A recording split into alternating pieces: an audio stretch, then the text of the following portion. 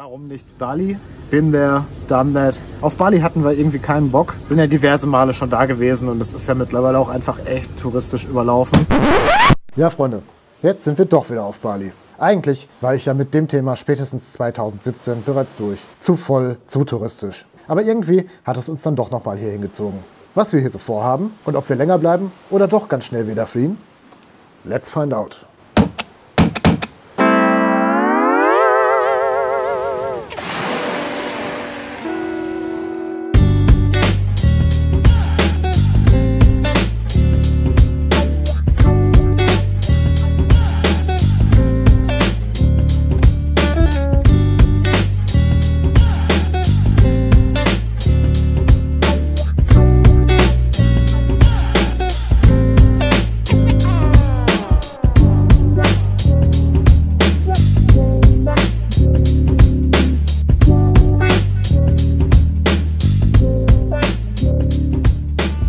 Ja, Freunde, wir sind auf Bali.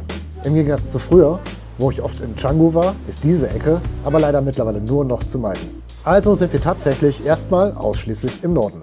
Genauer gesagt in Amed. Hier war ich 2017 schon mal für einen Tauchschein und fand die Gegend damals eigentlich noch recht entspannt. Und klar, tauchen werde ich hier natürlich auch wieder, das kommt dann aber als extra Video. Unser Domizil haben wir bezogen im Salt Resort am Westende vom Amed Beach. Circa 3 Kilometer bzw. 5 Fahrminuten von Gemeluk entfernt, was ja hier so das Zentrum ist. Wir haben viel rumgeschaut, aber hier haben wir einfach das beste Angebot für unsere Bedürfnisse als Familie bekommen.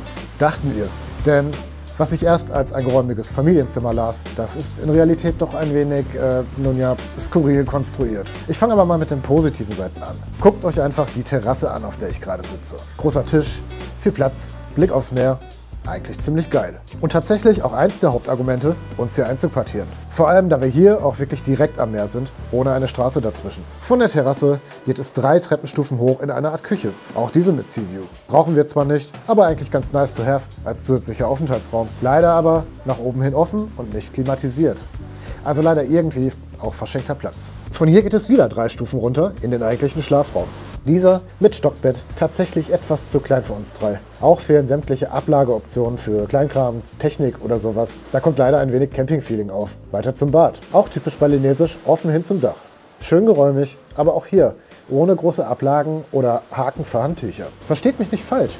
Eigentlich alles geil, um abends auch mal in Ruhe draußen sitzen zu können. Für ein Pärchen oder mich alleine wäre das quasi perfekt. Aber für uns als Familie tatsächlich logistisch für den Alltag irgendwie dann doch sehr planungsbedürftig. Vor allem, da wir dafür tiefer in die Tasche gegriffen haben, als hier in Amed eigentlich notwendig wäre, ist es vermutlich nicht der optimale Match. Aber gut, hier sind wir nun und werden uns schon arrangieren. Und wie es in und um Amed 2025 so aussieht, da nehmen wir euch jetzt für die nächsten Tage mal mit.